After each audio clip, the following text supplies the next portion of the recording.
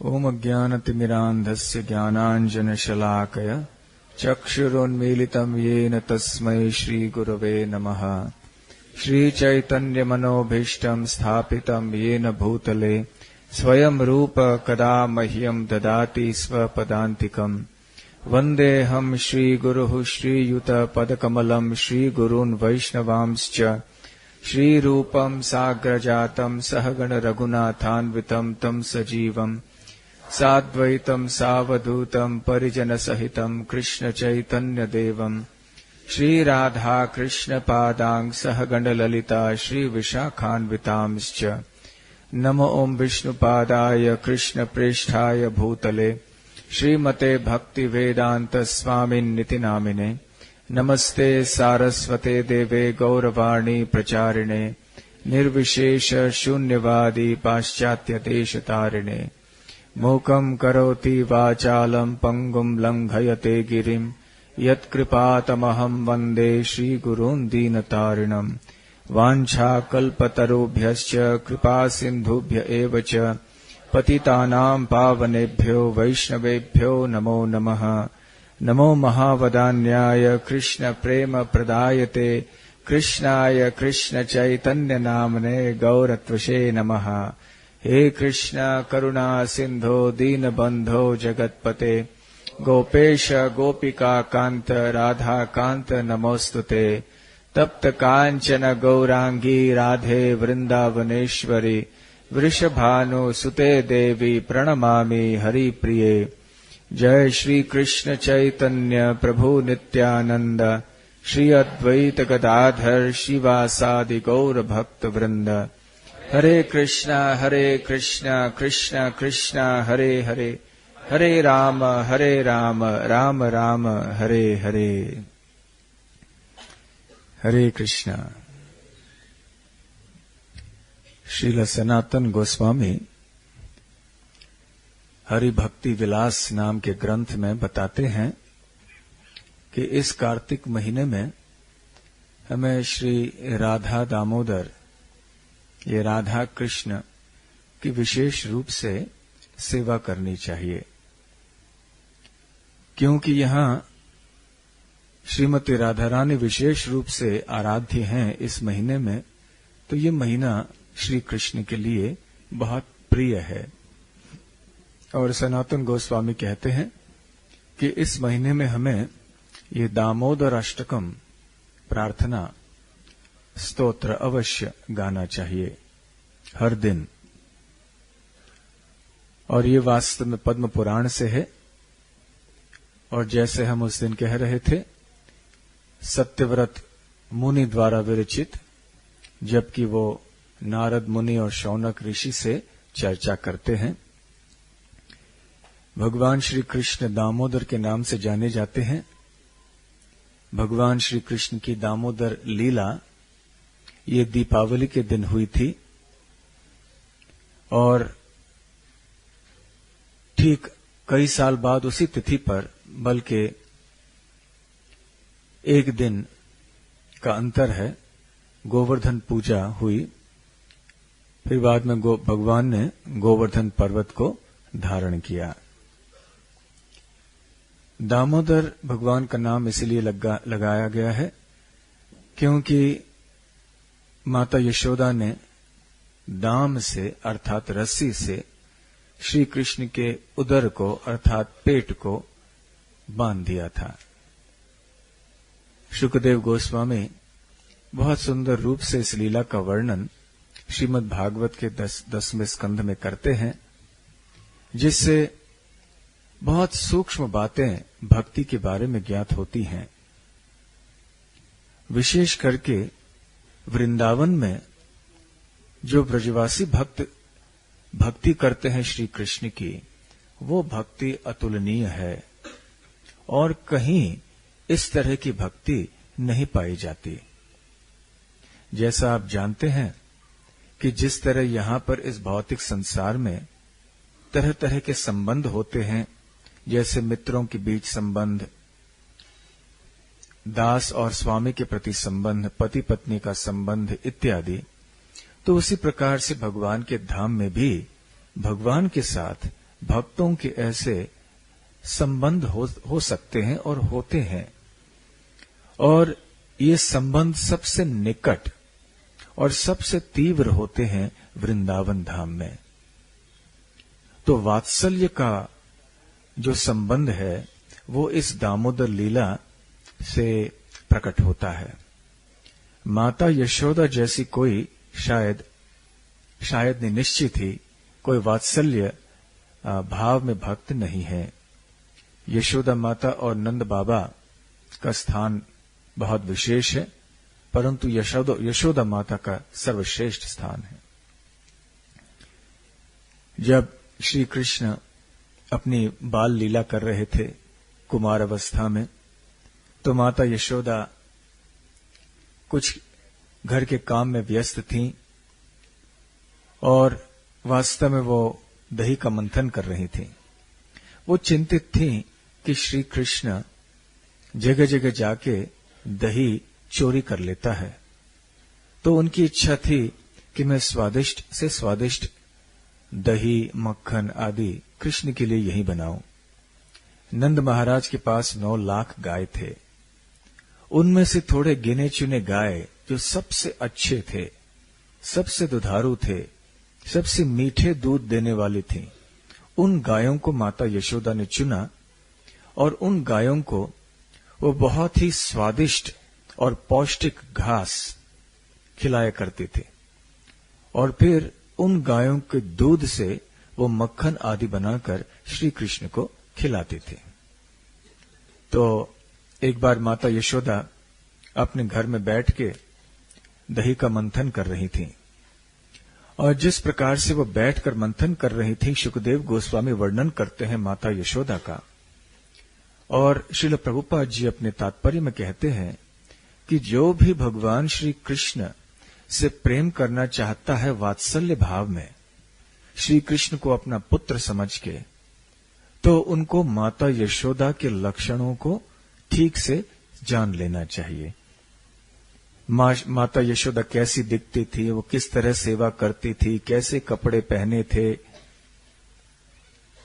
लेकिन एक चेतावनी प्रभुपाद जी देते हैं कि यदि कोई ऐसे वात्सल्य भाव में श्री कृष्ण से प्रेम करना चाहे, अवश्य करे और माता यशोदा के पद चिन्हों में चले।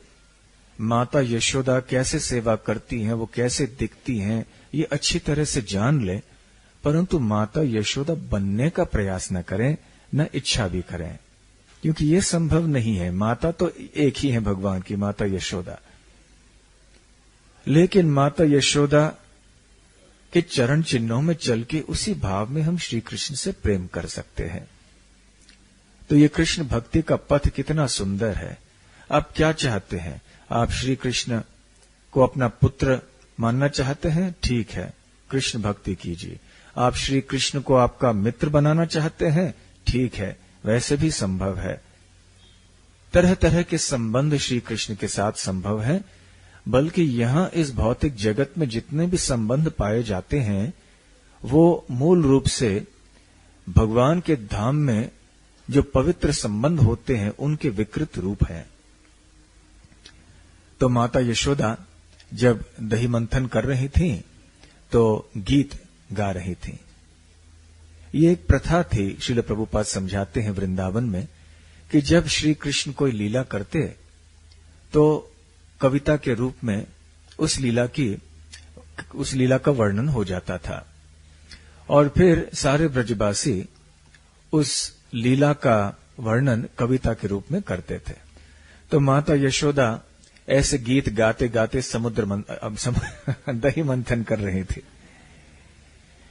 तो इससे हम देख सकते हैं कि वृंदावन का जीवन कैसे था। आजकल तो बस मिक्सर ग्राइंडर, ये मशीन वो मशीन चला दिया, काम चला लेते हैं। परंतु कैसे वैदिक काल में इतने अच्छे अच्छे तरीकों से व्यक्ति अपने आप को स्वस्थ भी रखा करते थे, और स्वाद जो बनता था ऐसे रसोई से, वो भी निराला हुआ करता था। तो माता यशोदा ऐसे सोच रही थी, उनका ध्यान 100% कृष्ण के ऊपर था। उठते बैठते, खाते पीते, सोते जागते, माता यशोदा पूरी तरह से कृष्णमय थी, पूरी तरह से तन्मय रहती थीं कृष्ण के विचार में। तो प्रभुपाद जी कहते हैं कि ये आदर्श है भक्ति का, कि कैसे किसी भी भक्त को पूरी तरह से तन्मयता अपने हृदय में लाने का प्रयास करना चाहिए। तो जैसे माता यशोदा बड़े आनंद से कृष्ण का स्मरण करते हुए कृष्ण के लिए ही दही आदि बना रही थीं, और कृष्ण वहां उधर दूसरे कमरे में सोए हुए थे। नींद से श्री कृष्ण जागे और सीधे चले आए अपनी माता के पास, क्योंकि उनको भूख लगी थी और वो दूध पीना चाहते थे। तो सीधे आके उन्होंने मंथन करते समय माता यशोदा को रोक दिया, उस दंड को पकड़ लिया, ताकि माता यशोदा मंथन करना बंद करे और कृष्ण को दूध पिलाए। तो माता यशोदा इस इशारे से समझ गई कि श्री कृष्ण दूध पान करना चाहते हैं। तो तुरंत उन्होंने मंथन करना बंद किया और श्री कृष्ण को दूध पिलाना आरंभ किया। थोड़े ही समय बाद माता यशोदा ने देखा कि जो चूल्हे के ऊपर दूध उबलने के लिए रखा है वो पूरी तरह से उबल गया है और चूल्हे से निकालने की आवश्यकता है। तो तुरंत माता यशोदा ने बिना हिचकिचाए श्री कृष्ण को नीचे रख दिया और चूल्हे के पास चली गई। श्रील प्रभुपाद जी बताते हैं कि जब हम भगवान की सेवा में रहते हैं तो अनेक बार हमारे सामने कई सेवाएं आती हैं और हमें निर्णय लेना पड़ता है कि कौन सी सेवा हमें करनी चाहिए। एक सेवा करनी है तो दूसरी नहीं कर सकते, दूसरी करनी है तो तीसरा नहीं कर सकते। हम सबको अनुभव है, हमारे पास समय तो केवल 24 घंटे का होता है, लेकिन सेवाएं अनेक होती हैं। भगवान की भक्ति में क्या, साधारण जीवन में, भौतिक जीवन में भी ऐसे देखा जाता है। तो कोई भक्त यदि पूछे कि हमें कैसे पता चले कि श्री कृष्ण की सेवा हमें कैसी करनी चाहिए, कौन सी सेवा किस समय करनी चाहिए, किस सेवा को त्याग कर किस सेवा को स्वीकार करना चाहिए। हाँ, एक तो है गुरु साधु शास्त्र के अनुसार हमें चलना चाहिए।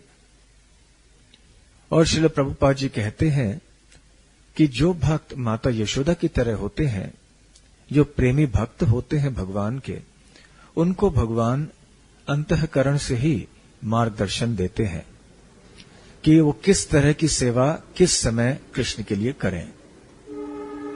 तेषाम सतत युक्तानाम भजताम प्रीतिपूर्वकम ददाम बुद्धि योगम तम येन माम उपयांति ते। भगवान कहते हैं कि जो सतत मेरी सेवा में युक्त रहते हैं प्रेम भावना से, मैं अंदर ही से उनको रास्ता बता देता हूं, उनको ज्ञान दे देता हूं कि किस तरह से वो मुझे प्राप्त कर सकते हैं।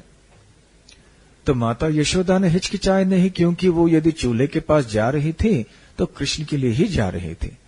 उनका उद्देश्य कुछ दूसरा नहीं था। जो भी कुछ माता यशोदा करती वो श्री कृष्ण के लिए ही केवल हुआ करता था। इसलिए माता यशोदा का हर कार्य कृष्णमय था।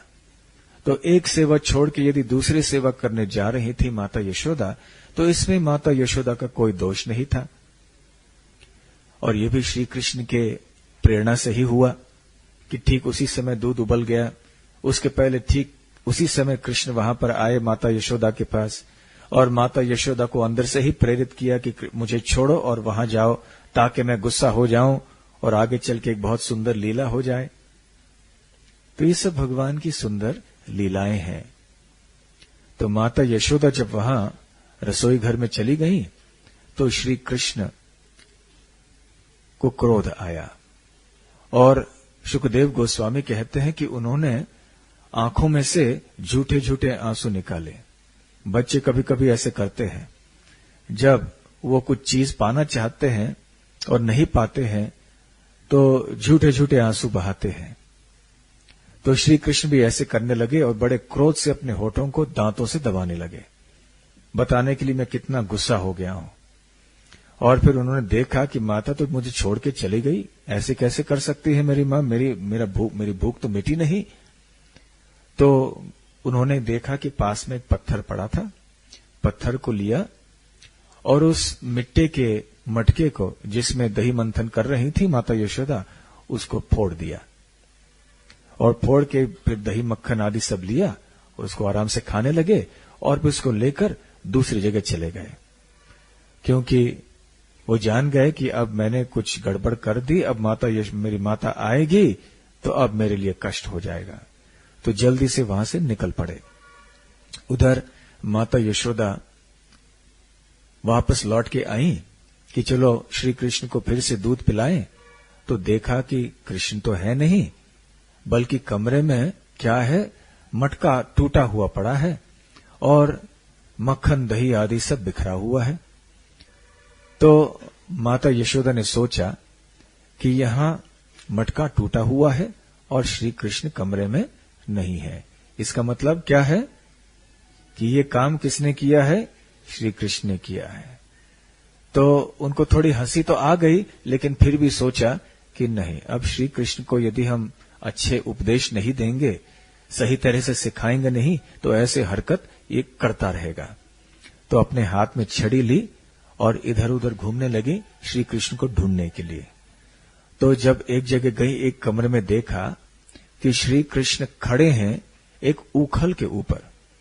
ऊखल को उल्टा किया हुआ था और उसके ऊपर चढ़ गए थे कृष्ण, और वहां पे आराम से दही मक्खन आदि खा रहे थे और बंदरों को बांट रहे थे। ढेर सारे बंदर वहां इकट्ठे हुए थे और सब बड़े आनंद से श्री कृष्ण के चरण कमलों से दही और मक्खन खा रहे थे। तो माता यशोदा ने देखा, अच्छा तो कृष्ण ऐसे काम कर रहा है, धीरे से वहां पर वो चली आई। लेकिन उस समय श्री कृष्ण ऊखल पर चढ़ के जब दही आदि का वितरण कर रहे थे तो बड़े चिंतित थे कि कहीं माता यशोदा बीच में न आए, और इधर उधर भयभीत अवस्था में पीछे इधर उधर देख रहे थे कि कहां से मेरी मां तो चली ना आए अचानक और मुझे पकड़ ले। तो बड़े भयभीत होकर जब वो देख रहे थे तो माता यशोदा वहां पर आई और अपनी मां को देखकर तुरंत वो ऊखल से नीचे कूद पड़े और कूद के भागने लगे भयभीत अवस्था में। तो श्रील प्रभुपाद जी भी बताते हैं कि वो भगवान जो जिनसे सभी भयभीत होते हैं, वो भगवान आज माता यशोदा से भयभीत होकर भाग रहे हैं। शुकदेव गोस्वामी काफी विस्तार में बताते हैं कि कैसे श्री कृष्ण तो मूल रूप से भगवान हैं, और भगवान किसी से डरे ये कैसे समझा जा सकता है? जब सभी भगवान से डरते हैं और भगवान के डर से ही सारे लोग काम करते हैं, तो भगवान किसी से डरे ये कैसे हो सकता है? तो ये है चमत्कार प्रेम का, भक्ति का। भगवान का एक बहुत ही सुंदर गुण है जिसको कहते हैं भृत्य वश्यता। भृत्य मतलब सेवक, दास, भगवान के भक्त, और वश्यता मतलब भगवान का वश होना। तो भृत्य वश्यता के गुण ऐसे हैं भगवान की कि भगवान अपने आप को भक्तों के हवाले कर देते हैं, अपने भक्तों के ही वश में आ जाते हैं पूरी तरह से, और भगवान इसे पसंद करते हैं। भगवान होना इतना पसंद नहीं करते कि जितना वो पसंद करते हैं अपने भक्तों की सेवा करना और भक्तों के वश में आना। इसलिए भगवान आसानी से किसी को प्रेमा भक्ति नहीं देते हैं। किसी को भोग चाहिए, ठीक है, दे देते हैं। किसी को धन चाहिए, दे देते हैं। किसी को ऊंचा पद चाहिए दुनिया में, दे देते हैं। किसी को मुक्ति भी चाहिए, ठीक है, दे देते हैं। परंतु प्रेमा भक्ति इतनी आसानी से नहीं देते हैं, क्योंकि प्रेमा भक्ति भगवान के तिजोरी में सबसे मूल्यवान रत्न है। भगवान के पास तो अनेक रत्न हैं, लेकिन ये सबसे मूल्यवान रत्न है, और बड़े सावधानी से वो देते हैं, क्योंकि जब किसी के पास ये प्रेमा भक्ति आ जाती है तो वो भगवान को भी वश में कर सकता है। इसलिए भगवान बड़े सावधानी से देते हैं। तो माता यशोदा का इतना प्रेम था कि भगवान स्वयं उनसे डर के भाग रहे हैं। वैसे कितने लोग भगवान को वश में करने का प्रयास करते हैं अपने योगाभ्यास से, अपनी तपस्या से, अपने ज्ञान से, अपने वैराग्य से, अपने धन आदि से, परंतु भगवान नहीं बंधे जाते, भगवान नहीं पकड़े जाते, उनके वश में नहीं आते हैं भगवान, क्योंकि भगवान केवल भक्ति के वश में आ सकते हैं। भक्ति के कारण ही हम भगवान को जान सकते हैं। तो माता यशोदा ऐसी प्रेमी भक्त थीं और हैं बल्कि, इसलिए माता यशोदा को देखा कि ये वात्सल्य स्नेह इतना तीव्र था कि माता यशोदा ने ये नहीं सोचा कि ये भगवान है। न वो इस बात को जानती थी, और यदि जान भी लेती इसकी परवाह भी नहीं करती। उनके मन में एक ही भावना बहुत तीव्र थी, और वो ये थी कि ये मेरा बच्चा है। बस यही एक भावना उनके मन में थी, और इसलिए वात्सल्य स्नेह माता यशोदा का अति तीव्र था। तो इसे योग माया कहते हैं। जब प्रेम इतना शुद्ध और इतना तीव्र, इतना उत्कृष्ट श्रेणी का हो जाता है, तो भक्त ये भी भूल जाता है, वृंदावन में विशेष करके, कि मैं भगवान से प्रेम कर रहा हूं या कर रही हूं। अपने अपने संबंध के अनुसार, अपने भाव और रस के अनुसार वो श्री कृष्ण को अपना पुत्र, अपना मित्र आदि समझते हैं, और ऐसे भावना से श्री कृष्ण जीते जाते हैं। जब कोई भक्त श्री कृष्ण को भगवान समझता है, तो ऐसे ऐश्वर्य भावना से वो प्रेम शिथिल या कमजोर हो जाता है। इसलिए वृंदावन का प्रेम इतना विशेष माना जाता है। कहीं दूसरी जगह ऐसे नहीं देखा जाता कि भगवान अपने भक्त के डर से इस तरह से भागे जा रहे हैं। और किनसे भागे जा रहे हैं? ऐसा नहीं है कि कोई बहुत सारे अस्त्र शस्त्र धारण किए हुए श्री कृष्ण के पीछे भाग रहे थे। वो कोई बड़े योद्धा नहीं थे, बड़े कोई क्षत्रिय नहीं थे। वो तो एक साधारण महिला थी गांव की, और क्या अस्त्र शस्त्र थे उनके हाथ में? एक छड़ी थी।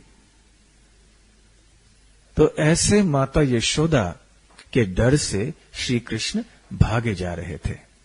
कुंती महारानी भी जब श्री कृष्ण से प्रार्थना करती हैं, तो इस दृश्य को याद करती हैं कि ये बड़ी आश्चर्यजनक बात है कि कैसे आप परम सत्य होने के बाद भी माता यशोदा के डर से आप भागे जा रहे हैं। दामोदर अष्टकम प्रार्थना में भी हम इसी लीला का वर्णन सुनते हैं, और सत्यव्रत मुनि बहुत सुंदर ढंग से इस लीला का उल्लेख अपने शब्दों में करते हैं। वैसे हर एक श्लोक का विस्तार में वर्णन करने के लिए अब समय नहीं है, नहीं तो सनातन गोस्वामी पाद ने हरि भक्ति विलास में काफी लंबी व्याख्या हर एक श्लोक के बारे में, इन अष्टक में 8 श्लोक हैं, इन 8 श्लोकों के बारे में काफी विस्तार में उन्होंने व्याख्या की है। परंतु सत्यव्रत मुनि भी बड़े आश्चर्य से, बड़े प्रेम से ऐसी धारणा करते, विचार करते हैं कि कैसे माता यशोदा के डर से श्री कृष्ण कांप रहे थे, और वो उतर के उखल से कैसे भागने लगे। जब भाग रहे तो माता यशोदा भी पीछे पीछे भाग रही थी। और शुकदेव गोस्वामी कहते हैं कि फिर आसानी से माता यशोदा पकड़ पाई श्री कृष्ण को। श्री कृष्ण तो बहुत छोटे बच्चे थे, इतनी तेजी से तो नहीं भाग सकते थे, क्योंकि नर लीला कर रहे थे। तो जैसे ही श्री कृष्ण को माता यशोदा ने पकड़ लिया, तो श्री कृष्ण ने माता यशोदा की ओर देखा, और जब माता यशोदा ने कृष्ण की आंखें देखी तो आंखों में आंसू थे। तो माता यशोदा ने सोचा कि कृष्ण बहुत डर गया है, तो छड़ी तुरंत रख दी नीचे, ताकि श्री कृष्ण और रोए नहीं। माता यशोदा के हृदय में करुणा की भावना आ गई। लेकिन अभी श्री कृष्ण बड़े डर से क्या करने लगे?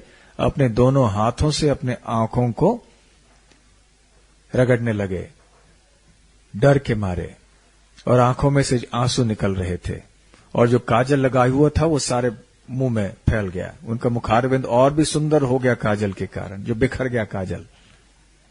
तो ऐसे दृश्य को भी सत्यव्रत मुनि देख रहे हैं। तो भगवान की लीला यह कोई साधारण बातें नहीं है।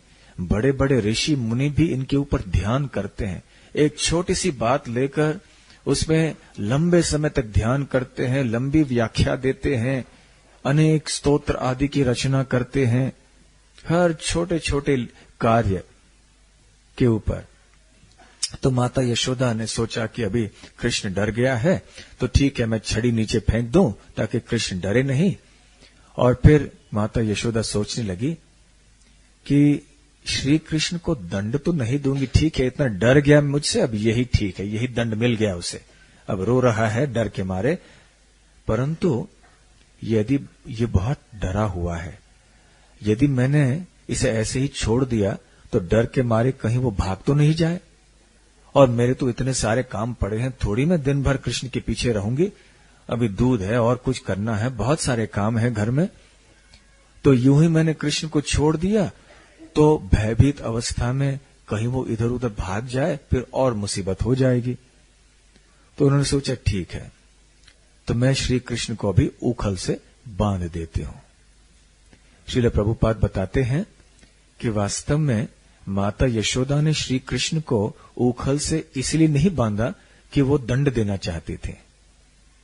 उन्होंने इसलिए बांध दिया ताकि डर के मारे श्री कृष्ण कहीं भाग न जाए, और एक बार कहीं भाग जाए तो माता यशोदा को डर था कि कहीं अपने आप को कुछ हानि न पहुंचाए। और वैसे भी पूतना आ गई थी, तृणावर्त आए थे, शकटासुर भी आया था। अब ये 3 असुरों की हत्या श्री कृष्ण ने की थी। तो माता यशोदा पहले से ही डरी हुई थी कि श्री कृष्ण अकेले कहीं जाएंगे तो कहीं कुछ नुकसान न हो जाए। तो ऊखल से बांधने के लिए उन्हें एक रस्सी लाई। जब रस्सी से बांधना चाहा तो भगवान श्री कृष्ण ने सोचा थोड़ी शरारत करें, थोड़ी मस्ती कर लें, और वो सब हम सबको सिखाना चाहते थे कि उनको बांधना इतना आसान नहीं है। तो उन्होंने रस्सी ले ली, और जब श्री कृष्ण को बांधना चाहा तो शुकदेव गोस्वामी वर्णन करते हैं कि वो रस्सी 2 उंगली कम पड़ गई। फिर माता यशोदा ने घर से और थोड़ी रस्सी मंगवाई और उस पहले वाली रस्सी को जोड़ दिया, और फिर से श्री कृष्ण को बांधना चाहा। फिर भी देखिए, अहो आश्चर्यम, वो रस्सी 2 उंगली कम फिर से पड़ गई। और माता यशोदा ने सोचा बड़ा आश्चर्य है, ये क्या हो गया।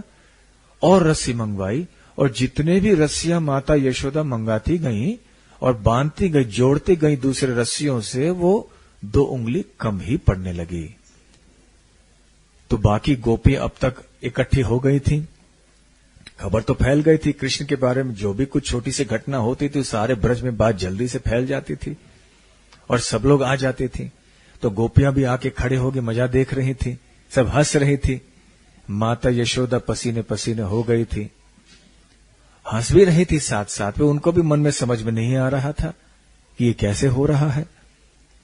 फिर अंत में जब भगवान के थकान, अब माता यशोदा के थकान को देखा और उनके परिश्रम को देखा, तो श्री कृष्ण ने सोचा कि ठीक है, अब मैं माता यशोदा से बंधने के लिए तैयार हूं।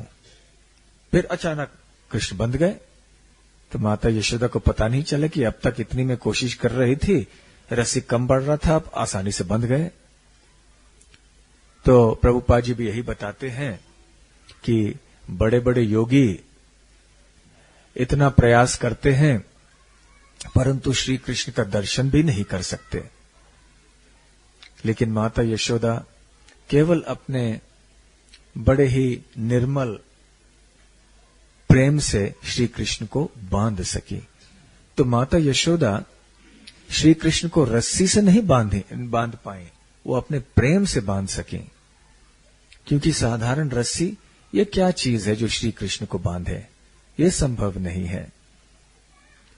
इसलिए शुकदेव गोस्वामी माता यशोदा के सौभाग्य का वर्णन करते हैं। वो कहते हैं, नेमम विरिंचो न भवो न श्रीरप्य अंग संशया प्रसादम लेभिरे गोपी यत्तत् प्राप विमुक्तिदात। ये बहुत प्रसिद्ध श्लोक है जिसमें वो कहते हैं न न न 3 बार कहते हैं। लेभिरे गोपी, गोपी मतलब यशोदा, लेभिरे मतलब प्राप्त हुआ। तो माता यशोदा को वो चीज प्राप्त हुआ जो कि न विरिंचो, विरिंच मतलब ब्रह्मा जी, न भव मतलब शिव जी, न श्री, श्री मतलब लक्ष्मी देवी जो कि अंग संशया, जो श्री कृष्ण के अर्धांगिनी हैं भगवान की, विष्णु की। जो लाभ, जो श्रेय, जो सौभाग्य ब्रह्मा जी, शिव जी, लक्ष्मी देवी को प्राप्त नहीं हुआ, जो कृपा प्रसादम लेभिरे गोपी, वो माता यशोदा को प्राप्त हो गया। और वो क्या विशेष सौभाग्य था माता यशोदा का, क्या प्राप्त हुआ था माता यशोदा को? यत्तत् प्राप विमुक्तिदात। विमुक्तिदात कृष्ण का नाम है जो विमुक्ति प्रदान करते हैं। श्रीला प्रभुपाद समझाते हैं कि ये विमुक्ति, ये किस तरह की विमुक्ति है, किस तरह की मुक्ति है ये विमुक्ति। फिर वो बताते हैं कि तरह तरह की मुक्ति हैं, जैसे सारूप्य मुक्ति, कि भगवान के समान एक रूप स्वीकार करना उनके धाम में। सालोक्य मुक्ति, भगवान के लोक में जाके उनके पास में रहना। सामीप्य मुक्ति, बिल्कुल उनके निकट में रहना, सानिध्य को प्राप्त करना। सार्ष्टि, उनकी तरह ऐश्वर्य को प्राप्त करना। सायुज्य, उनके निराकार ब्रह्म में जाके लीन होना। ऐसे 5 तरह की मुक्तियां बताई गई हैं। लेकिन माता यशोदा को श्री कृष्ण ने ये विमुक्ति प्रदान कर दी। तो ये किस तरह की मुक्ति है? इन 5 में से है कि कैसे है? तो प्रभुपाद जी बताते हैं कि ये विमुक्ति है कृष्ण प्रेम, जो उस समय प्राप्त होता है जब व्यक्ति मुक्त हो जाता है। मुक्त अवस्था को प्राप्त होने के बाद ही ये प्रेम भक्ति मिल सकती है। ब्रह्मभूत प्रसन्नात्मा न शोचति न कांक्षति समः सर्वेषु भूतेषु मद्भक्तिम लभते पराम। श्री कृष्ण भगवत गीता में कहते हैं, जब कोई मुक्त अवस्था को प्राप्त हो जाता है तब पराभक्ति या प्रेमा भक्ति उसे प्राप्त होती है। तो माता यशोदा का ये सौभाग्य था कि उनके हृदय में वो मीठा, मधुर, दिव्य, उत्कृष्ट प्रेम था जो कि ब्रह्मा जी, शिव जी की बात तो दूर है, उनकी अर्धांगिनी लक्ष्मी देवी के पास भी नहीं था। इस श्रेष्ठ श्रेणी का प्रेम माता यशोदा को प्राप्त हुआ भगवान कृष्ण की कृपा से। तो इस लीला से हम देख सकते हैं कि माता यशोदा कितनी महान है।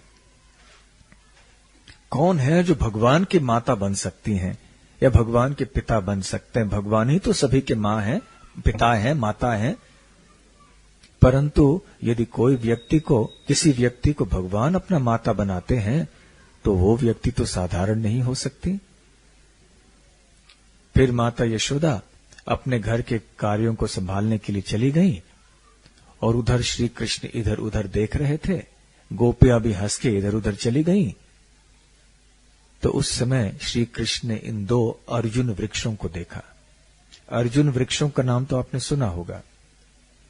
वैसे हृदय रोग के लिए ये अर्जुन वृक्ष की छाल जो है बहुत लाभदायक मानी जाती है। तो खैर उन्होंने देखा कि हाँ, ये 2 अर्जुन वृक्ष कौन हैं? ये तो नल कुंवर और मणिग्रीव हैं, जो कुबेर के पुत्र हैं। और इन्होंने महर्षि नारद देव के प्रति कोई अपराध किया। श्री कृष्ण तो सर्वज्ञ हैं, भगवान है, वो सब जानते हैं। तो उन्होंने स्मरण किया कि जब नारद जी स्वर्गलोक से गुजर के जा रहे थे तो उन्होंने नल कुंवर और मणिग्रीव को नग्न अवस्था में देखा और वो उन्मत्त अवस्था में थे। नारद जी को देख के न उनको शर्म आई और न ठीक से उन्होंने कुछ सम्मान किया, तो नारद जी के मन में कृपा उत्पन्न हुई इनके प्रति। संतों की, महान भक्तों की कृपा जो है अलग अलग रूपों में व्यक्त हो सकती है। कभी वो कृपा बाह्य प्रेम के रूप में प्रकट होती है, कभी कोई वरदान के रूप में प्रकट होती है, कभी एक शाप के रूप में भी प्रकट होती है, क्रोध के रूप में भी प्रकट होती है। नारद मुनि जैसे भक्त किसी का भी बुरा नहीं चाहते हैं और न करते हैं। यदि वो क्रोध से कुछ कह देते हैं, यहां तक कि वो श्राप भी दे देते हैं किसी को, तो ये भी एक वरदान ही मानना चाहिए, वो उस व्यक्ति के भलाई के लिए ही होगा। तो नारद मुनि ने उनको श्राप दे दिया कि तुम नग्न अवस्था में रहना चाहते हो तो जाओ एक वृक्ष बनो, क्योंकि वृक्ष के पास कोई कपड़े नहीं होते हैं ना। कोई जो पेड़ होते हैं वो तो कपड़े पहनते नहीं हैं, तो ठीक है तुम भी वृक्ष बन जाओ। जब उन्होंने क्षमा याचना की तो श्री कृष्ण ने कहा, और नारद जी ने कहा कि द्वापर में जब स्वयं भगवान श्री कृष्ण आएंगे वृंदावन में, तो स्वयं वो तुम्हारा उद्धार करेंगे। तो फिर जब श्री कृष्ण 100 दिव्य वर्ष बाद, इस घटना के बाद अब यहां उखल से बंधे थे, नारद मुनि के श्राप देने के बाद 100 दिव्य स्वर्गलोक के वर्ष बीते हुए थे, तो उन्होंने इन 2 वृक्षों को देखा और सोचा, मुझे इन 2 नवयुवकों से क्या लेना देना। ये अपने स्वर्गीय भोग में मग्न थे, परंतु मेरे शुद्ध भक्त नारद मुनि के वचन को मुझे संभाल के रखना चाहिए, उनका मान करना चाहिए, उनके वचन को बनाए रखना चाहिए। इसलिए इन दोनों का उद्धार मुझे करना चाहिए, जो कि इन वृक्षों के रूप में यहां पे खड़े हैं। फिर ऐसा सोचते सोचते वो अपने पैरों में और घुटनों में चलने लगे, क्योंकि पीछे उखल थी। उखल तो बहुत भारी था, परंतु श्री कृष्ण के लिए एक उखल क्या, इतने बड़े बड़े ब्रह्मांडों को वो आसानी से संभाल रहे हैं, तो एक उखल क्या चीज है। तो उसको घसीटते घसीटते ले गए, अपने घुटनों में चल रहे थे, घुटनों पे और पैरों पे। तो ये सुंदर दृश्य ऐसा था कि देवलोक के निवासी भी देखना चाहते हैं, और कोई किसी पृथ्वी लोक के ऊपर रहने वाले व्यक्ति का सौभाग्य हो कि श्री कृष्ण की ऐसी लीला देखे, तो उसका जीवन तो सफल हो जाएगा। इसलिए रघुपति उपाध्याय नाम के भक्त हैं, चैतन्य चरितामृत में वो चैतन्य महाप्रभु को अपनी एक रचना सुनाते हैं, एक श्लोक, जिसमें वो कहते हैं, श्रुतिम अपरे स्मृतिम इतरे भारतेम अन्ये भजन्तु भवभीताः अहम इह नंदम वंदे यस्यालिंदे परम ब्रह्मा। वो कहते हैं कि ऐसे कई लोग हैं जो श्रुति शास्त्रों की उपासना करते हैं, जैसे उपनिषद आदि, कोई स्मृति शास्त्रों की उपासना करते हैं, जैसे पुराण आदि, कोई ऐसे हैं जो महाभारत आदि ग्रंथों की उपासना करते हैं। तो ऐसे क्यों करते हैं? भवभीताः, क्योंकि इस भवसागर से डरते हैं, इस भवसागर के दुख से दूर रहने के लिए, इस भवसागर को पार करने के लिए वो इन शास्त्रों का अध्ययन करते हैं और इनकी पूजा करते हैं। परंतु जहां तक मेरा सवाल है, रघुपति उपाध्याय कहते हैं, मैं तो नंद महाराज की उपासना करता हूं, जिनके आंगन में परब्रह्म श्री कृष्ण अपने घुटनों पे पैरों पे चल रहे हैं। तो नंद महाराज की वो पूजा करते हैं, क्योंकि नंद महाराज ऐसे सौभाग्यशाली व्यक्ति हैं कि वो भगवान के पिता बने, और उनके आंगन में परम ब्रह्म भगवान ऐसी लीलाएं कर रहे हैं। तो फिर श्री कृष्ण उखल को खींचते उन 2 वृक्षों के बीच में ले आए और थोड़ा सा खींच दिया, और दोनों बड़े बड़े वृक्ष धड़ाम से गिर पड़े, और उन वृक्षों में से अचानक ये 2 तेजस्वी प्रकाशमान व्यक्ति अपने स्वर्गीय शरीर में प्रकट हो गए, करबद्ध रूप में कृष्ण के सामने प्रकट हुए और स्तुति करने लगे श्री कृष्ण के, और कहने लगे कि आप ही परम सत्य हैं और आप बड़े कृपालु हैं, आपने हमें मुक्त कर दिया, और इस समय हम और कुछ नहीं चाहते हैं। हम यही चाहते हैं कि हमारे वचनों से केवल हम आपके बारे में ही गुणगान करें, हमारे कानों से केवल आपके बारे में सुने, हमारी इंद्रियों से केवल आपकी ही सेवा करें। केवल आपकी भक्ति हम चाहते हैं और कुछ नहीं चाहते हैं। तो ये परिवर्तन हो गया, देखिए, नारद मुनि की कृपा से और अब श्री कृष्ण की कृपा से। तो नलकूवर और मणिग्रीव ने क्या मांगा? केवल भक्ति मांगी। और श्री कृष्ण ने उनसे कहा कि नारद मुनि जैसे संत का दर्शन आपने किया, और ऐसे संत कभी किसी का बुरा नहीं करते हैं, उनको देखने मात्र से ही व्यक्ति का उद्धार हो जाता है। तो उनके कारण अभी आपके हृदय में ये शुद्ध भक्ति जागृत हो गई है। अभी आप अपने धाम लौट के चले जाओ। फिर नमस्कार करके नलकूवर और मणिग्रीव अपने कुबेर लोक में वापस चले गए। उनको तुरंत जन्म मृत्यु के चक्र से छुटकारा नहीं मिला, लेकिन मुक्ति से भी एक सर्वश्रेष्ठ, एक श्रेष्ठ वरदान मिला। वो क्या था? प्रेम भक्ति। इसलिए यहां सत्यव्रत मुनि अपने श्लोक में कहते हैं, कुबेरात्मजो बद्ध मूर्त्यैव यद्वत् त्वया मोचितो भक्ति भाजौ कृतौ च तथा प्रेम भक्तिम स्वकाम्य प्रयच्छ न मोक्षे ग्रहो में स्ति दामोदरेह। वो कहते हैं कि हे कृष्ण, कुबेर आत्मजो, कुबेर के आत्मज, उनके दो पुत्र, मूर्त्यैव यद्वत्, वो बद्ध मूर्ति थे, वृक्ष के रूप में थे, उनका उद्धार आपने कर दिया। त्वया मोचितो, उनको मुक्त कर दिया उस बद्ध अवस्था से। और क्या दिया आपने उनको? प्रेम भक्ति प्रदान दिया। और उसी प्रकार से मुझे भी आप प्रेम भक्ति दीजिए। न मोक्ष ग्रहो में स्थित दामोदरेह। तो हे दामोदर, मुझे भी केवल प्रेम भक्ति चाहिए, मुझे मोक्ष नहीं चाहिए। न मोक्ष ग्रहोस में। तो ऐसे सत्यव्रत मुनि मांगते हैं श्री कृष्ण से। उनके पद चिन्हों में चल के हमें भी श्री कृष्ण से केवल यही मांगना चाहिए, इसके सिवाय कुछ नहीं मांगना चाहिए। बाकी जितने भी हमारी आवश्यकताएं हैं वो श्री कृष्ण हमें प्रदान करेंगे।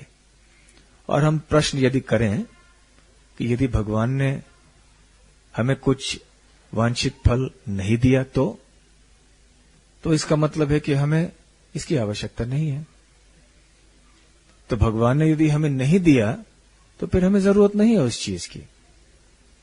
हमें किस चीज की जरूरत है? केवल कृष्ण प्रेम की। तो कृष्ण से केवल यही एक चीज मांगनी चाहिए और किसी चीज को मांगना नहीं चाहिए।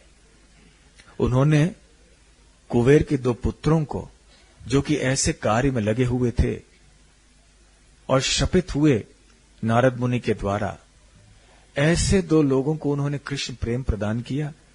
तो क्या जो भक्त हृदय पूर्वक श्री कृष्ण की सेवा करते हैं और हृदय से भगवान को कृष्ण प्रेम के लिए याचना करते हैं, क्या कृष्ण उनकी इच्छा पूरी नहीं करेंगे? अवश्य करेंगे। तो इस दामोदर अष्टकम प्रार्थना को गाते गाते जैसे सत्यव्रत मुनि प्रार्थना कर रहे हैं, हमें भी प्रार्थना करनी चाहिए। उधर नलकूवर मणिग्रीव तो चले गए, लेकिन दो पेड़ों के गिरने के भीषण आवाज से सारे गोपगण भयभीत होकर भागा। क्या हो गया? अब कहीं आसमान टूट गया कि क्या हो गया? और आए तो देखा कि दो बड़े वृक्ष गिरे हुए हैं और श्री कृष्ण ऊखल से बंध कर नीचे दो वृक्षों के ठीक बीच में है और एक बाल बका नहीं है श्री कृष्ण का। सोचे कि कैसे हो गया ये दो वृक्ष गिर पड़े और श्री कृष्ण को बिल्कुल कुछ नहीं हुआ। तो फिर सोचने लगे, आपस में बातचीत करने लगे, क्या हुआ होगा, कैसे हुआ ये। फिर थोड़े बच्चे वहां पर थे। बच्चों ने कहा, हमने देखा श्री कृष्ण ने ऊखल को खींच दिया और ये ऊखल दो पेड़ों के बीच में अटक गया। श्री कृष्ण ने झटका मार दिया और दोनों पेड़ गिर गए और इन दोनों पेड़ों में से दो बड़े तेजस्वी व्यक्ति निकल आए, श्री कृष्ण को नमस्कार किया, प्रार्थना की और चले गए। अब भला कौन ऐसे विश्वास कर सकता है? आपके घर के आंगन में कोई पेड़ गिर गया हो और कोई बच्चा वहां खड़ा हो, दो बच्चे हैं और एक बच्चा कहे इसने गिरा दिया, और इस पेड़ के अंदर से दो तेजस्वी व्यक्ति आए और प्रार्थना की, तो आप तो हंसेंगे कि बच्चों की बड़बड़ाहट है ये। तो बड़ों ने सोचा नहीं नहीं, ऐसे थोड़ी हो सकता है, कैसे हो सकता है ऐसे। फिर दूसरों ने कहा नहीं नहीं, नामकरण के समय गर्ग मुनि ने भविष्यवाणी की थी कि ये कृष्ण, इसकी शक्ति नारायण के समान होगी, तो ऐसे हो सकता है। तो ऐसे चर्चा होने लगी ब्रजवासियों के बीच में। आखिर उन्होंने चर्चा करना छोड़ दिया, कुछ समझ में नहीं आते हैं, कृष्ण बच गए, चलो ठीक है चलो। फिर नंद महाराज ने रस्सी खोल दी और फिर माता यशोदा भी आई वहां, और श्री कृष्ण के बारे में चर्चा ब्रजवासी और करने लगे। देखो कितना आश्चर्य है, एक के बाद एक ऐसे आश्चर्यजनक घटनाएं घट रही हैं और श्री कृष्ण को कुछ नहीं हो रहा है। तो ऐसे लीला श्री कृष्ण वृंदावन में किया करते थे, और इस महीने में विशेष करके उन्होंने ये लीला की। इसीलिए सनातन गोस्वामी कहते हैं कि हमें ये दामोदराष्टकम रोज कार्तिक महीने में गाना चाहिए।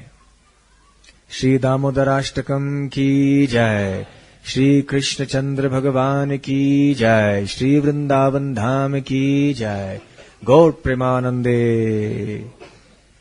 तो वृंदावन की ही एक प्रार्थना आज फिर से गाते हैं, जो हम पिछले 3-4 दिनों से गाते आए हैं, गोपी गीत। ये भी एक सुंदर स्तुति है, प्रार्थना है गोपियों की भगवान कृष्ण के प्रति। गोप्योचुः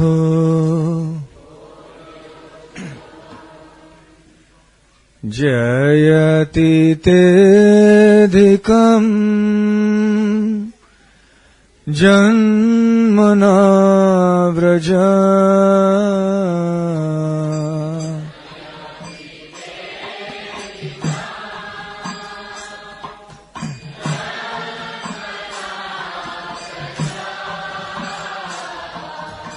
शयत इंदिरा शश्वदत्रहि।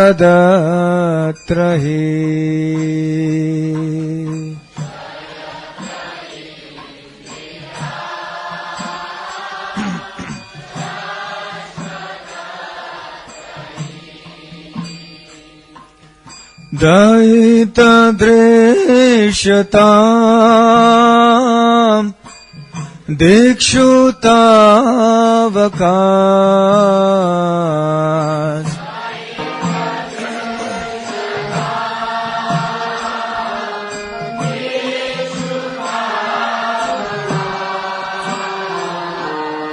त्वयि धृता सवस् त्वां विचिन्वते।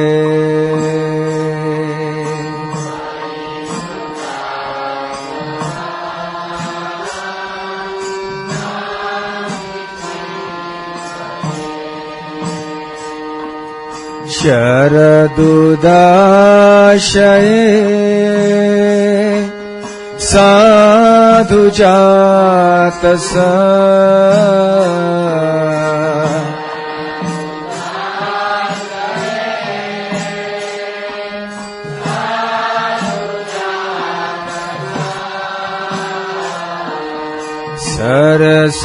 सरसिजोदर श्रीमुषादृशा।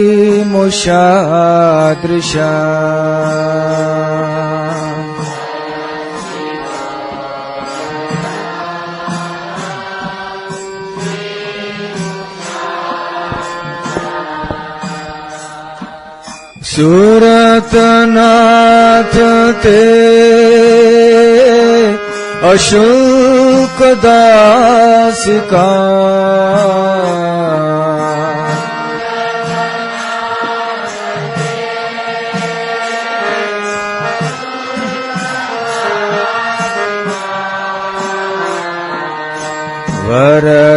वरदनिघ्नतो नेह किं वदः।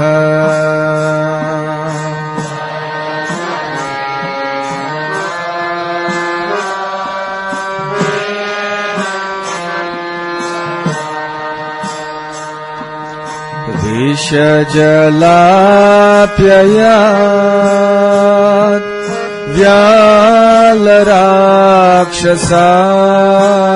व्यालराक्षसात्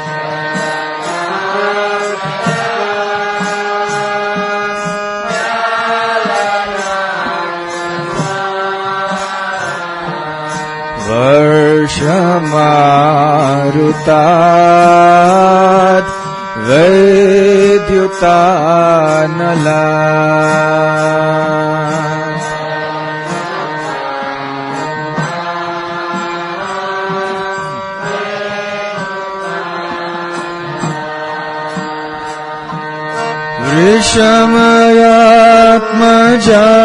वृषमयात्मजात् विश्वतो भयात्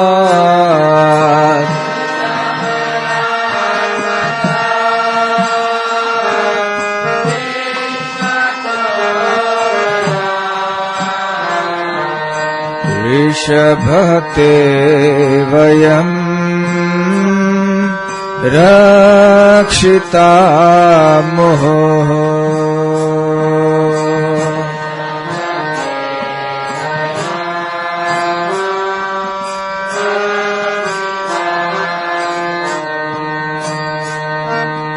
न खलु गोपिका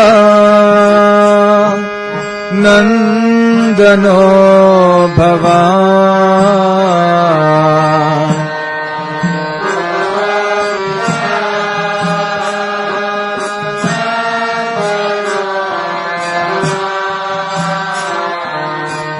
अखिल देहिनाम् अन्तरात्मदृक्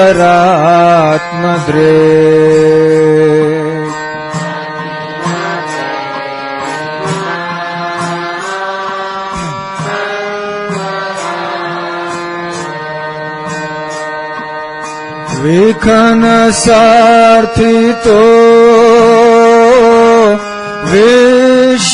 विश्वगुप्तये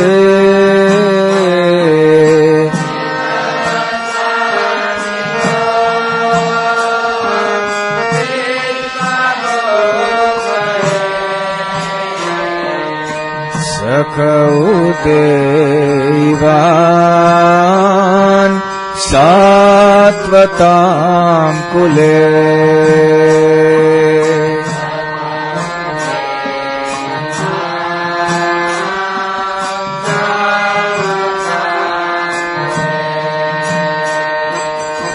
विरचिता भयम्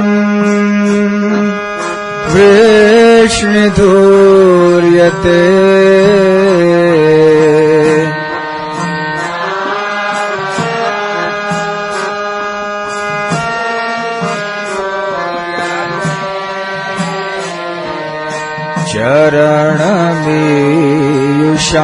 चरणमीयुषाम् संसृतेर्भया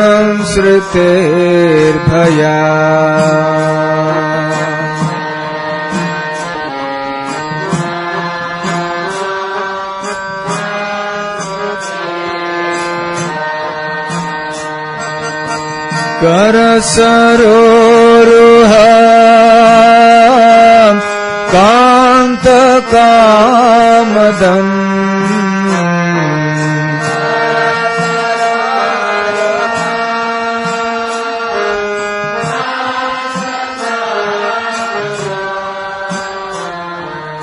शिरसि देहिना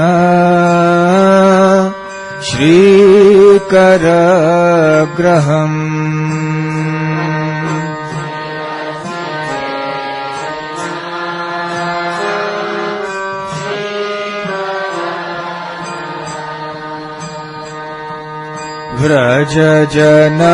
व्रजजनार्तिहन्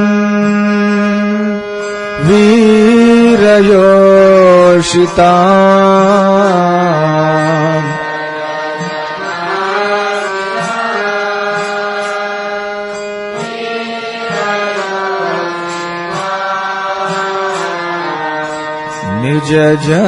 निजजनस्मय ध्वंसनस्मिता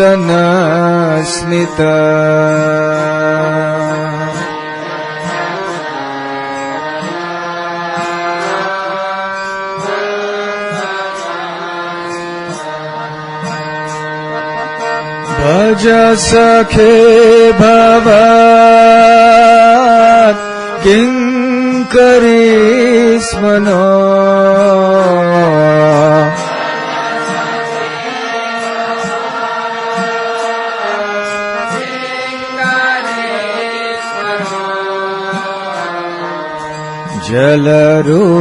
जलरुहाननम् चारुदर्शय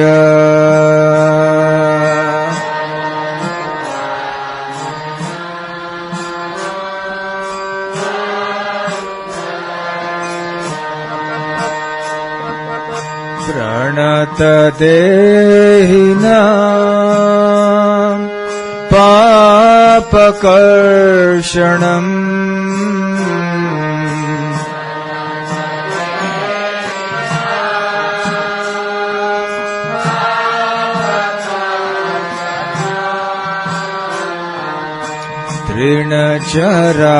तृणचरानुगम् श्रीनिकेतनम्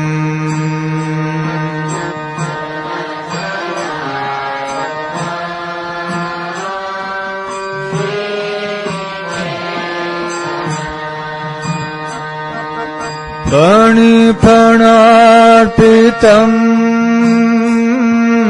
ते पदाम्बुजम्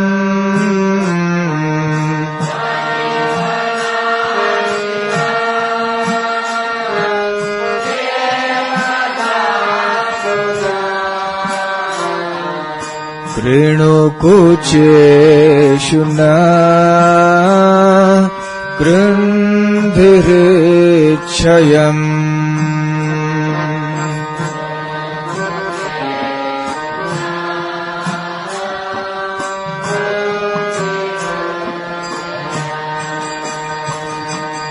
मधुरया गिरा वर्गुवाक्यया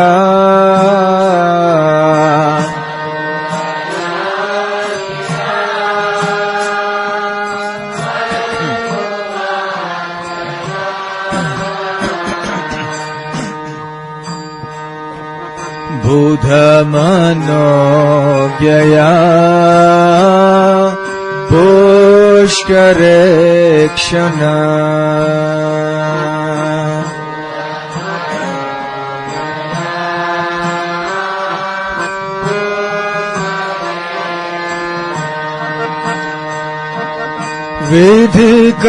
विधिकरीरिमा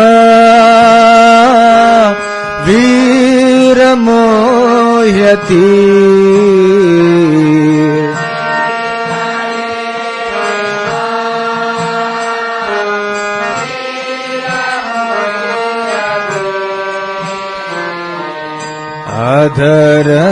अधरसीधुना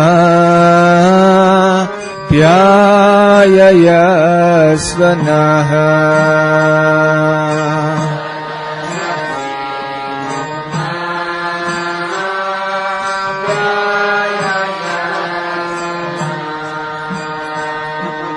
तव कथामृतम्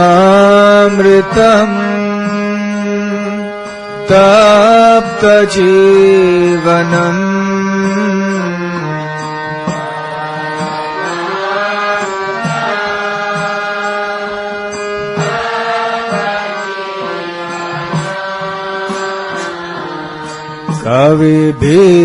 कविभिरीडितम्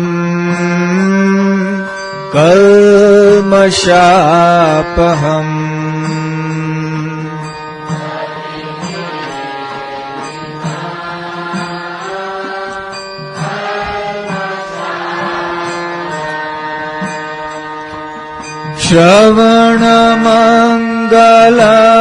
श्रवणमङ्गलम् श्रीमदाततम्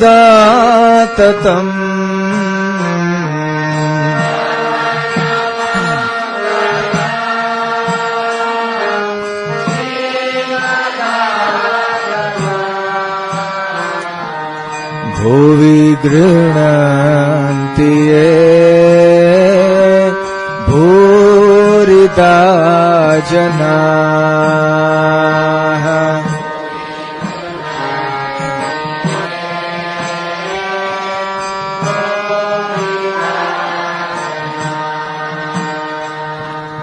प्रहसितं प्रिया प्रेम वीक्षणम्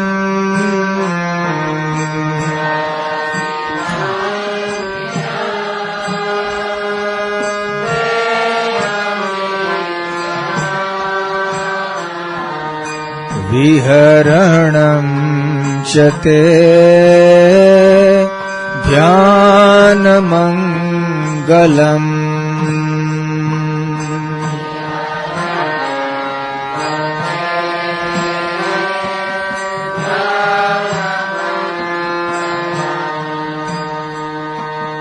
रहसि संविदो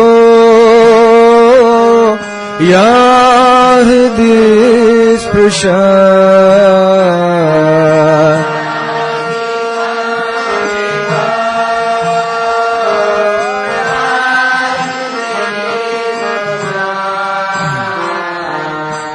कुहकनो मनः क्षोभयन्ति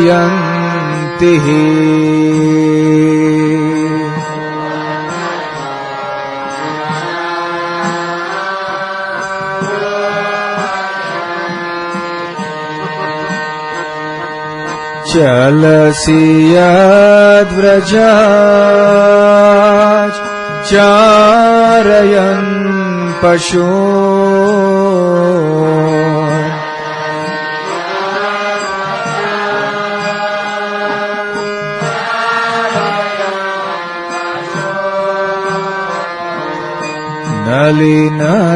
नलिनसुन्दरम् नाथ ते पदम्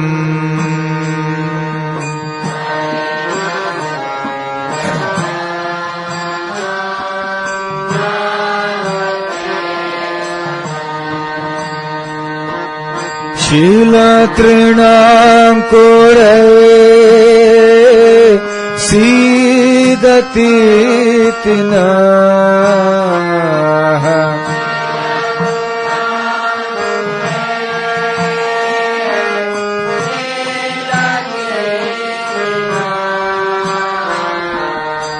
कलिलता मनः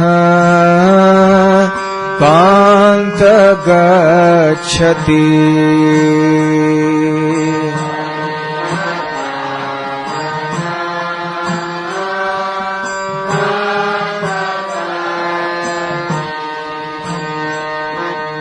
दिन परीक्षये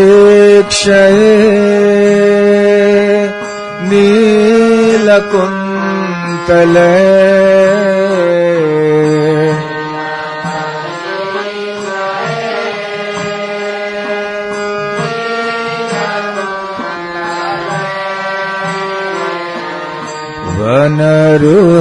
वनरुहाननम् बिभ्रदावृतम्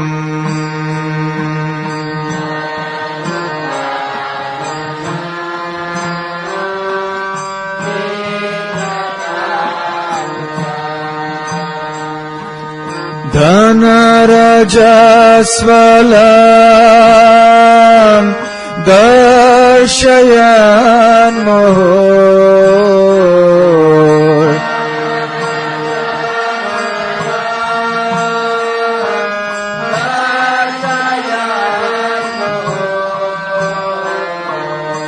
मनसि नः स्मरन् वीरयच्छसि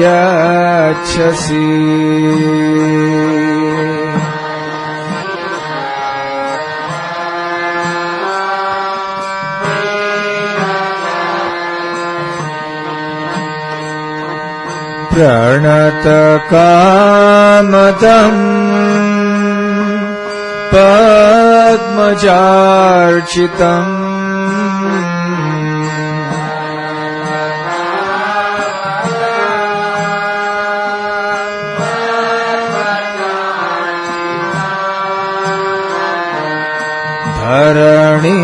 धरणिमण्डनम्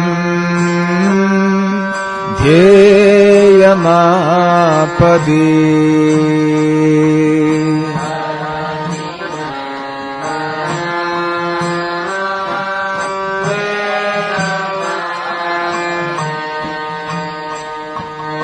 चरण पंकज शन्तमं च ते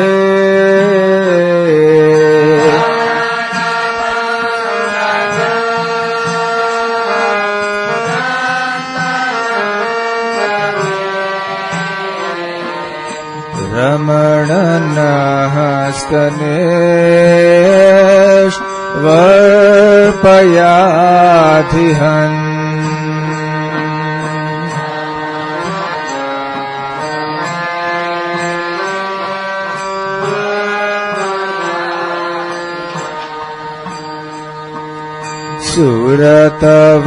सुरतवर्धनम् शोकनाशनम्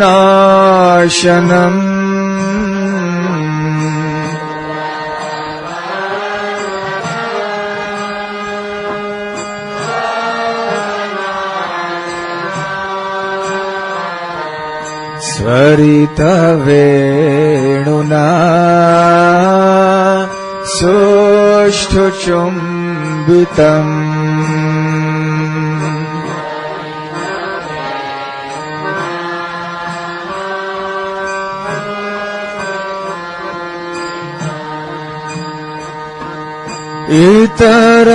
इतररागवे स्मरणं नृणाम्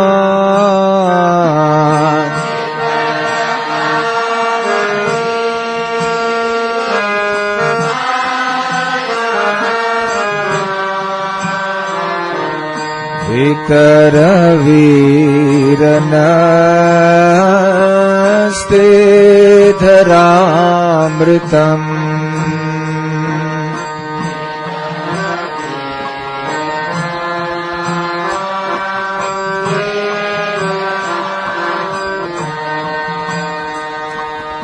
अटति यद्भवान् अह्निकाननम्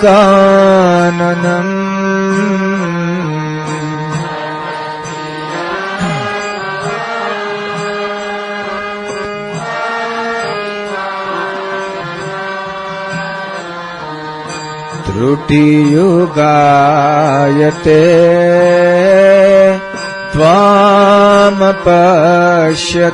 त्वामपश्यताम्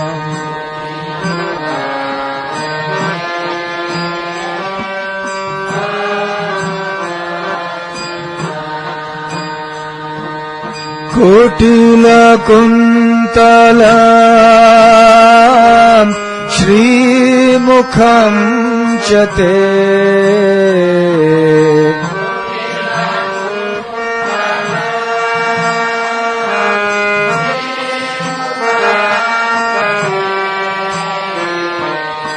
जड उदीक्षताम् पक्ष्मकृदृशाम्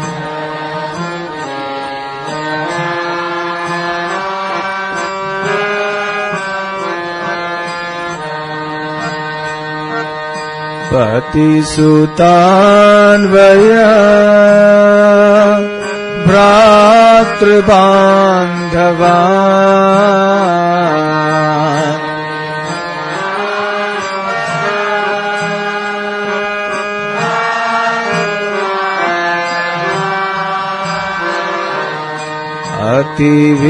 अतिविलम्ब्यते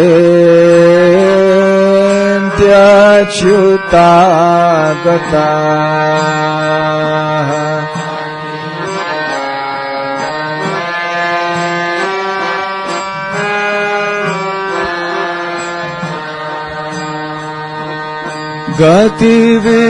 गतिविदस्तवो गीतमोहिता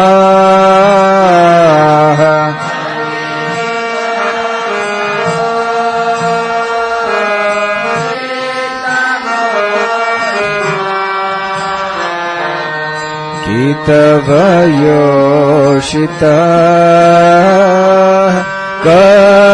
कस्त्यजेन्निशि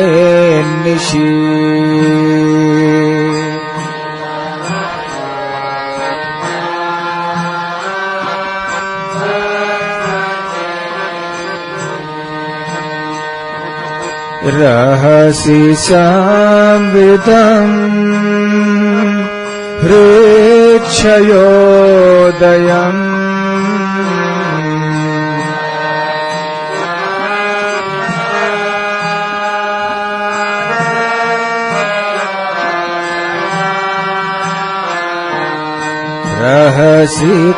रहसिताननम् प्रेमवीक्षणम्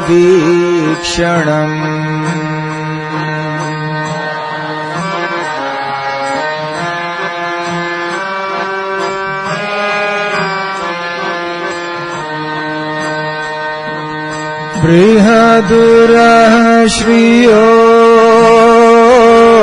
वीक्ष्य धाम ते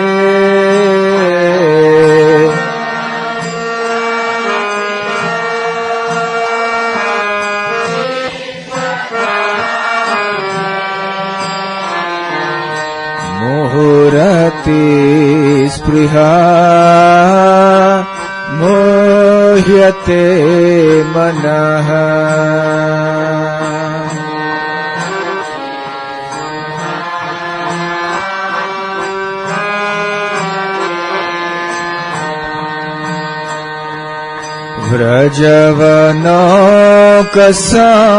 व्रजवनौकसां व्याप्तिरङ्गते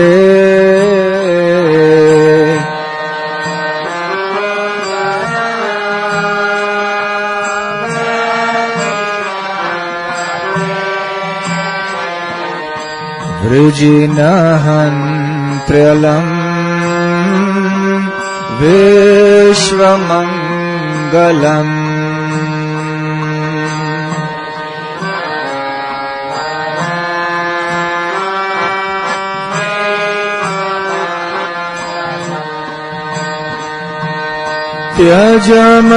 त्यजमनाक्षना स्वस्पृहात्मना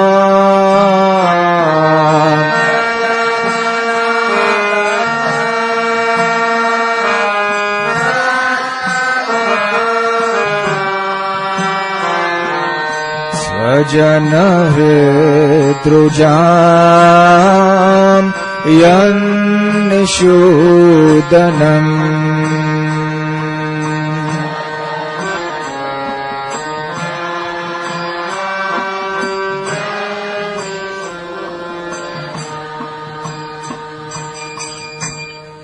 यत्ते सुजातचरणाम्बुरुहंस्तनेषु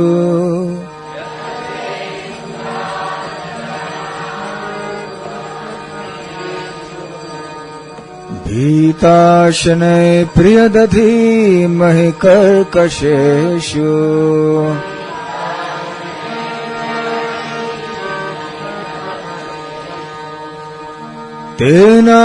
तेनाटवीमटसि तद्व्यथते न किं स्वेत्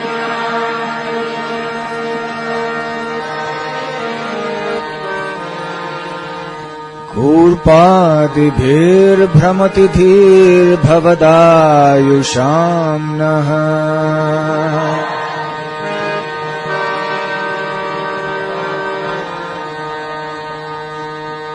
तव कथामृतम् तप्तजीवनम्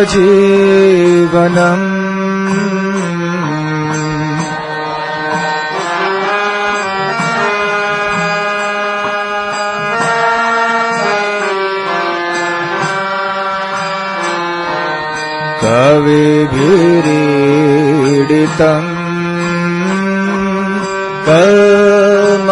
कल्मषापहम्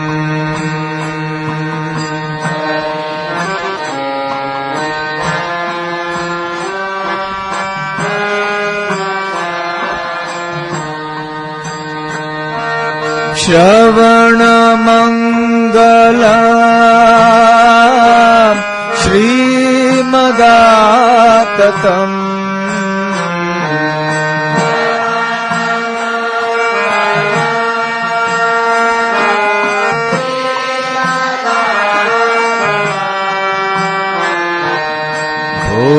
गृह्णन्ति ये भूरिदा जनाः।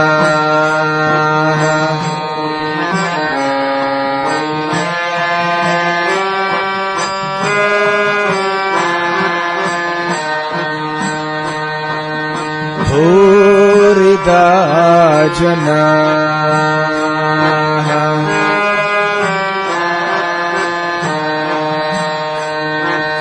भूरिदा जनाः।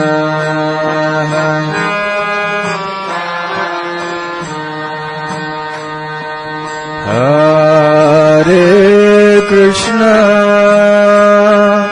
हरे कृष्ण कृष्ण कृष्ण हरे हरे हरे राम हरे राम राम राम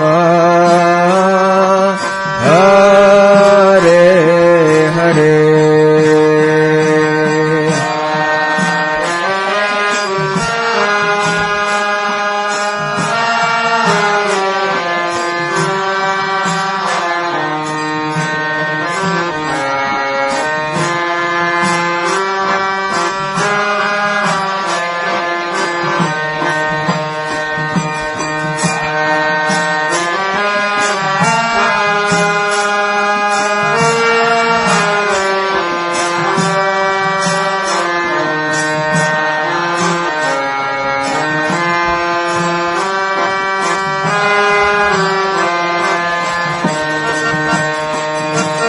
हरे कृष्ण हरे कृष्ण कृष्ण कृष्ण हरे हरे हरे राम हरे राम राम राम हरे हरे।